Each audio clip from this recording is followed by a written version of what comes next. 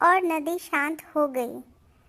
कुछ समय पहले कश्मीर में एक राजा राज करता था। वह बड़ा दयालु और दानी था। प्रजा की भलाई के लिए नित नई योजनाएं बनाता रहता।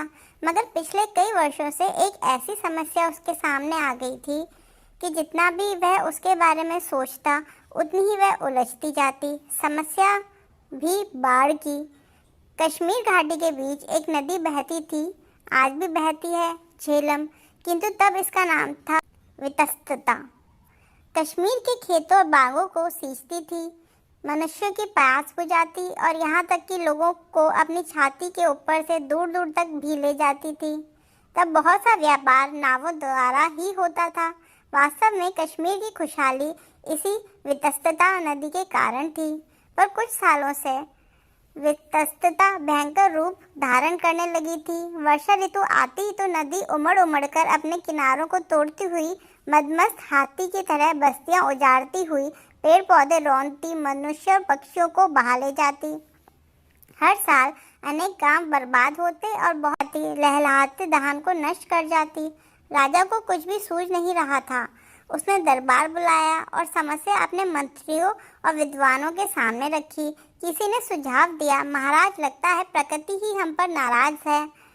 ईश्वर हमें दंड दे रहा है, इसलिए माता समान वितस्तता नदी हमारा विनाश करने पर तुली है। उसे प्रसन्न करने के लिए महायज्ञ किया जाना चाहिए। राजा ने सोचा, हो न हो यह मेरे ही किसी पाप की सजा मेरी प्रजा को मिल रही है। नहीं तो क्या कारण है कि मेरे पिता के समय कभी ऐसी बाढ़ नहीं आई। उसने वितस्तता नदी के किनारे दूर दूर से ब्राह्मणों और विद्वानों को बुलाकर बड़ी धूमधाम से यज्ञ कराया। अपनी ओर से कोई कसर नहीं छोड़ी।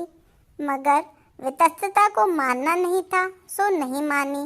पहले की तरह भयानक रूप से तबाही मचाती चली गई। किसी ने कहा, नदी माता को बलि दो।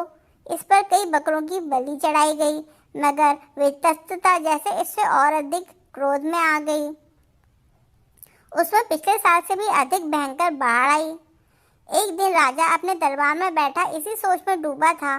तभी द्वारपाल ने आकर बताया कि एक युवक महाराज के दर्शन करना चाहता है। वह कहता है, मैं वितस्तता को शांत करने की कला जानता हूँ। राजा चौंक पड़े। एक बार तो सोचा कि कहीं कोई ठग तो नहीं जो धोखा देकर धन ले जाना चाहता हो, पर फिर यह सोचकर बुला भेजा कि मिल लेने में क्या हर्ज है। हो सकता है उसके पास सचमुच कोई मंत्र हो। युवक उसके सामने आया तो उसे देखकर राजा एकदम निराश हो गया। उसने सोचा कि कोई जटाधारी सन्यासी होगा, पर उसके सामने खड़ा था एक सुंदर, स्वस्थ और पढ़ा लिखा नौजवान। नदी को वश में करने की शक्ति उसमें होगी, यह सोचना भी मूर्खता थी। बेमन से राजा ने पूछा, युवक, तुमने जो दावा किया है क्या वह सच है? युवक ने गंभीरता से जवाब दिया, राजन, इस कठिन समस्या में आप जैसे राजा के साथ मजाक करने की मूर्खता मैं कैसे कर सकता हूँ? मैं सचमुच वितस्तता नदी के क्रोध को शांत कर सकता हूँ। मुझे केवल 10,000 रुपये चाहिए। सबको हैरानी हुई कि युवक बिना किसी तपस्या, बिना किसी यज्ञ, बलि अथवा पूजा के ही नदी को वश में करेगा। किसी भी मंत्री या पुरोहित को इस पर विश्वास नहीं हुआ।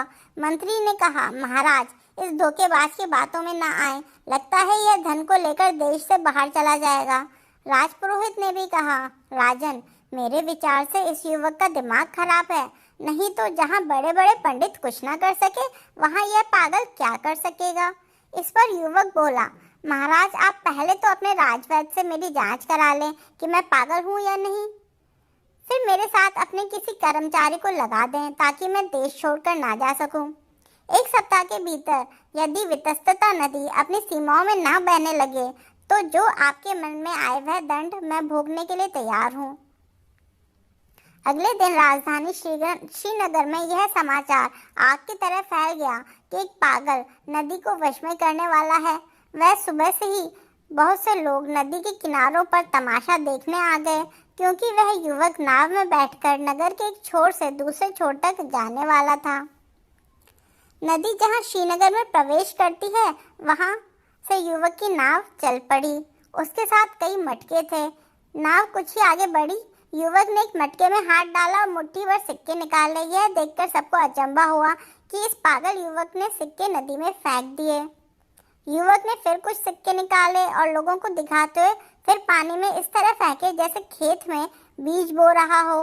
पहले तो लोगों ने सोचा शायद यह कोई पूजा हो, मगर जल्दी ही वे समझ गए कि युवक बेमतलब पैसे फेंक रहा है, जैसे पैसे ना हो कंकड़ हो। अचानक दूसरे किनारे पर कुछ शोर सा हुआ। कुछ मनचले लड़के पानी में कूद पड़े और गोता लगाकर पैसे निकालने की कोशिश करने लगे। पहले तो लोग उन पर हंसे, मगर जब कई लड़कों को नदी तल में सचमुच सिक्के मिल गए तो हंसी बंद हो गई। लोगों में नदी तल से पैसे निकालने का जोश उमड़ पड़ा। दोनों किनारों पर जबरदस्त भीड़ और भगदड़ मच गई। लोग नदी में कूद रहे थे। कोई दोनों हथेलियों से नीचे से कीचड़ निकाल रहा था, तो किसी ने छोटी सी टोकरी साथ में ले रखी थी जिसमें कीचड़ भरकर वह किनारे पर लाकर उसमें से सिक्के खोजता। कुछ लोगों को इससे भी अच्छी तरकीब सूझी। वे दल बनाकर नदी तल से कीचड़ निकालकर नावों में भरने लगे। एक दल किनारे पर कीचड़ डालता तो दूसरा उसमें सिक्के निकालता और वह युवक लगातार मटकों में से पैसे निकालकर लोगों को दिखाकर नदी में फेंकता रहा, जैसे कह रहा हो और गहराई में जाओ और जितने सिक्के बटोर सको बटोरो। नदी के बीच में पहुंचकर तो उसने सिक्कों से भरा हुआ मटका ही पानी में उलट दिया। जो जो उसकी नाव आगे चलती त्यों त्यों सिक्के खोजने वालों की संख्या भी बढ़ती जाती। राजा के कर्मचारी इस युवक की हरकतों से बड़े परेशान हो रहे थे। इस पगले ने तो सारे शहर को ही पागल बना दिया। चंद सिक्कों के लिए लोग मिट्टी नदी से निकालकर किनारों पर डालने के लिए उतावले हो रहे थे, मगर युवक किसी की चिंता किए बिना अपना काम करता गया। शाम हो गई, वह घर चला गया। अगले दिन उसने देखा कि सूरज निकलने से पहले ही लोग फिर नदी में गोते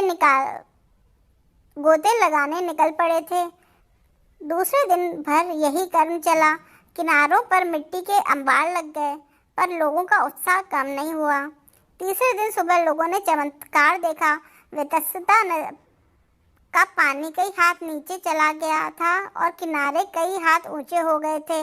उस दिन राजा ने नदी पर आकर सारा दृश्य देखा तो उसकी समझ में आया कि नदी क्रोध में क्यों थी। बरसों से नगर की गंदगी बहकर उसी में चली जाती थी, जिससे उसका तल ऊपर उठ गया था और पानी के बहाव में बाधा आ जाती थी। इस सच्चाई को समझने के लिए यज्ञ और बलि की नहीं, प्रकृति के स्वभाव की जानकारी की जरूरत थी। उस दिन के बाद नदी में बरसों तक बाढ़ नहीं आई और कई दलदलों से पानी निकल गया। ऐसे ही एक स्थान पर एक नगर बस गया जिसे आज सोहोर कहते हैं। तब उसका नाम सूर्यपुर था, क्योंकि उसी युवक की याद में बसाया गया जिसका नाम सूर्य था।